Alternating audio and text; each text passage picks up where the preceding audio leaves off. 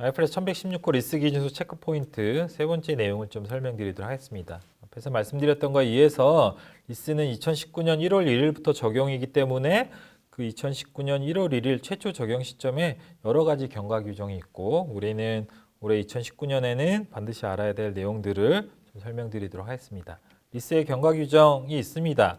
리스는 과거의 IFRS 1115호나 IFRS 1109호처럼 과거의 회계 처리를 어떻게 할 거냐. 원래 회계 기준서에서는 회계 정책을 변경하면 과거 기준도 소급 적용하도록 돼 있지만 각각의 기준서에서는 적용 기업들의 부담을 경감시켜주는 방안으로 경과 규정을 두고 있습니다. 리스 기준서도 작년에 IFRS 1115와 동일하게 최초 적용일은 2019년 1월 1일 날 완전 소급이라 함은 과거의 회계 처리, 2018년 이전의 회계 처리를 새롭게 리스 기준서를 적용하는 거고요. 아니면 2019년 1월 1일 최초 적용 시점 이후부터만 리스를 적용하는 수정소급법 둘 중에 하나를 선택해서 적용하도록 하고 있습니다.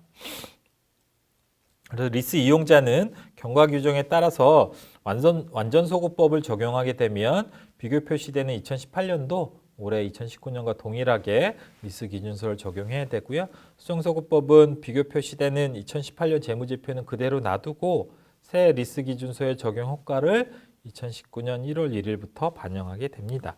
그래서 만약에 회사가 수정소급법을 적용하게 되면 2018년 12월 31일 현재 정기말 공시했던 재무상태표의 자산 부채와 2019년 1월 1일 적용 대상인 2019년 1월 1일로 공시하는 올해 자산 부채의 금액은 달라질 가능성이 높아지게 됩니다.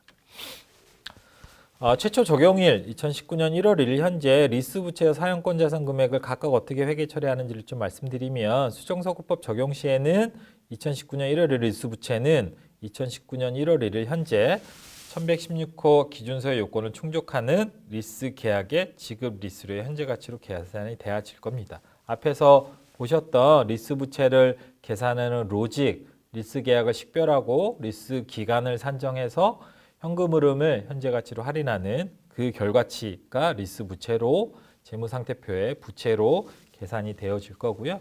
최초 적용일의 사용권 자산은 아래 두 가지 방법 중에 하나를 선택하도록 되어 있습니다. 무슨 말이냐면 예를 들어서 2018년 1월 1일부터 2020년 12월 31일까지 3년 동안의 리스 계약이다라고 하게 되면 최초 적용일 2019년 1월 1일의 사용권 자산은 리스 계약의 리스 개시일부터 리스를 적용해왔던 것처럼 측정한 감가상각을 한 후의 장부가액. 그래서 예를 들어서 2018년 1월 1일 리스 개시일에 측정한 사용권 자산 금액에서 1년간 감가상각비를 차감한 장부 금액을 의미하는 거고요. 이렇게 하기엔 너무 좀 번거로운 측면이 있어서 경과 규정에서는 간표법을 허용하고 있습니다. 그래서 두 번째는 리스 부채와 동일한 금액. 쉽게 얘기하면 실무적 간편법으로 모든 리스 거래에 대해서 2019년 1월 1일 시점에 리스 부채의 동일한 금액을 사용권 자산을 기록하는 것을 허용하고 있습니다. 그래서 만약에 두 번째 방법을 쓰게 되면 2019년 1월 1일에 회사의 재무상태표 상의 리스 부채 금액과 자산의 사용권 자산 금액은 동일한 금액으로 일단 표시가 될 것입니다. 또 하나 실무적 간편법이 잔여 리스 기간이 1년 미만인 리스 계약입니다. 예를 들어서 회사가 2018년이나 2017년에 리스 개시일이 있었던 리스 거래가 있었는데 이거는 단기 리스는 아니긴 하지만 2019년 중에 리스 기간이 종료되는 리스 계약 관련해서는 2019년에 종료되기 때문에 2019년 1월 1일 시점에서는 남은 잔여 기간이 1년 미만입니다.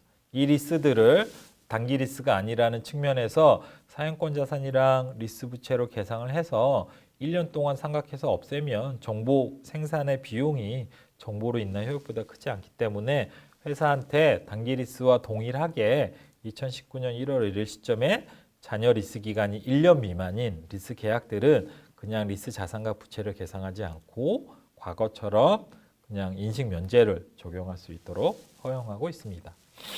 이상 말씀드린 걸 좀 정리해 드리면 IFRS 1116호 리스 기준서는 기업들의 재무제표 작성 부담을 경감한 방안으로 경과기준을 두고 있고요. 리스 기준서 최초 적용일에는 완전 소급하는 완전 소급법이 있고 최초 적용일의 누적 효과를 인식하는 수정 소급법이 있습니다. 회사는 두 가지 방법 중에 선택해서 적용할 수 있습니다.